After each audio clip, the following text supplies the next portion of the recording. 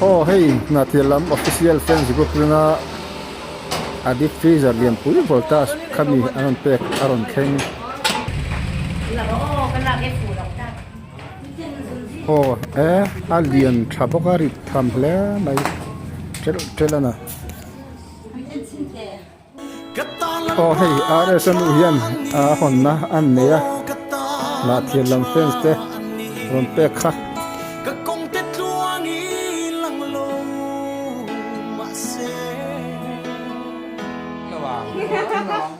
lúc này chú cắt thế đó lâu nhỉ khà. Happy birthday, happy birthday, dear mommy. Ole khi tu Duhtak te chi bai le vek u hei tun tu ma kan le tur hi JRS jail ro sang te in chung lam kan thi vele do ni tun tu ma kan tur hi January ni riat san ni som hi panga Inrinni aresanu birthday ni ania hemini hian birthday cake an zai lai te kan thi do ni chuan hei aresan anu Duhtak mai cake abar mek lai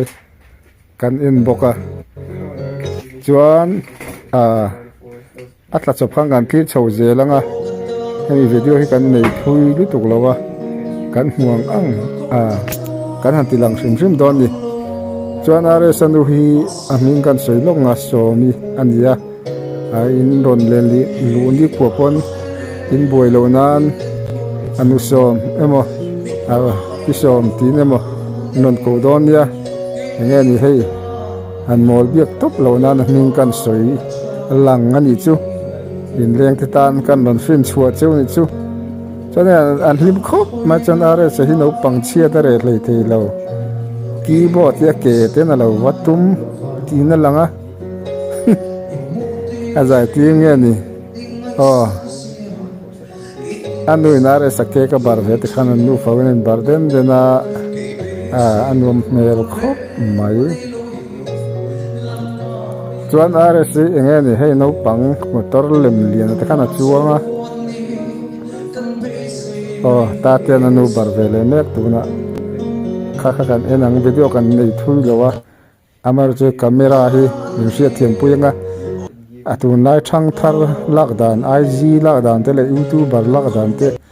ai nang lowa hei angle te nang lo cake te lam tir kan tum sia khang hana tung deuh te pon lo lang the thena lam kim tir kan tum sia khang hamin lo hre thiam don nia chuanin hei Hnahthial lam friends group ten voltas comedy freezer lian pui meron pek kha aron Thleng bur maya zon choice te pa dekhan in chunga hong lai te pokan thlir don yan in chung nuam tak te kan thlir don ni eng po ni sela RST in chung lim kha kan phor sok don ni kan tilan te eng kim mai kha in poi te kan lo sei the khang khan tu te lama chang pon khang khan thanem ngai na wang le are sa te kan mu chak ema tam tak hian mu reng kan dua an zai la concert video te mu reng theilo mai la an rim nam na sim kan an phor le don ti khamin am siat pui ula video te apura changa top thlenga ni lo sak le turin kan han ngen masa le chu ni ole hirang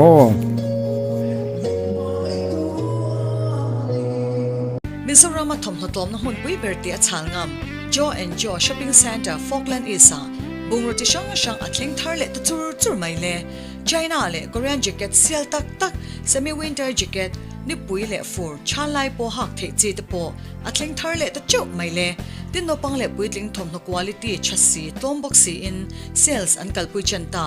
kalmasa sa dewa nei na hun tur Joe and Joe Shopping Center Falkland East panve fatro le phone number 9612507530 Happy birthday, happy birthday, dear mommy. Happy birthday to you.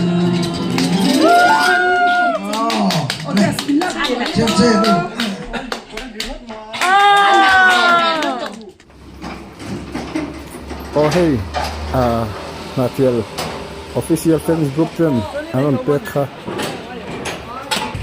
aron thenga thi step khat chho mu mai ngoro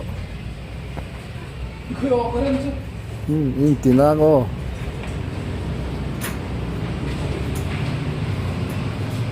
in ti chale ma he changkai don ro puisia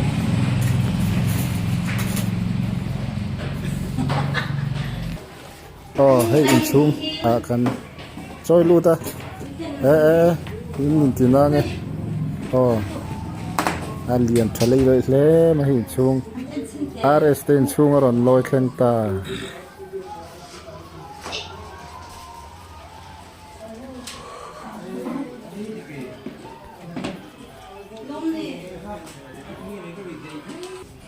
long lem to hi ser chi Pa-enga are sa dan pe kan oh rs anuin akhu honna aneye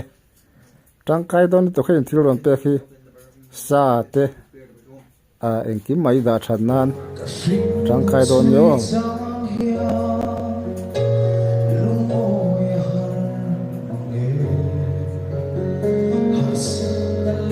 abula kem plak oma ki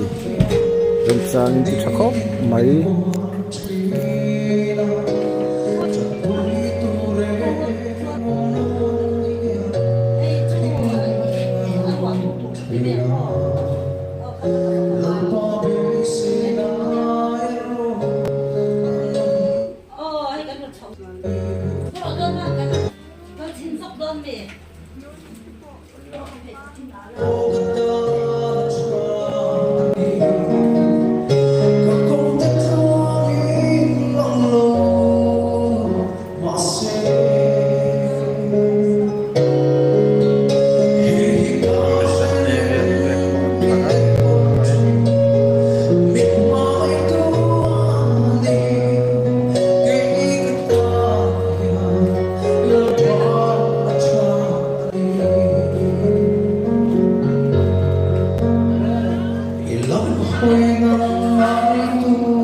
battery lo to di ha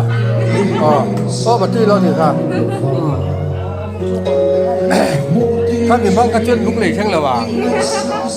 ลูกเหล็กจุกันเทดอนเราดีค่ะ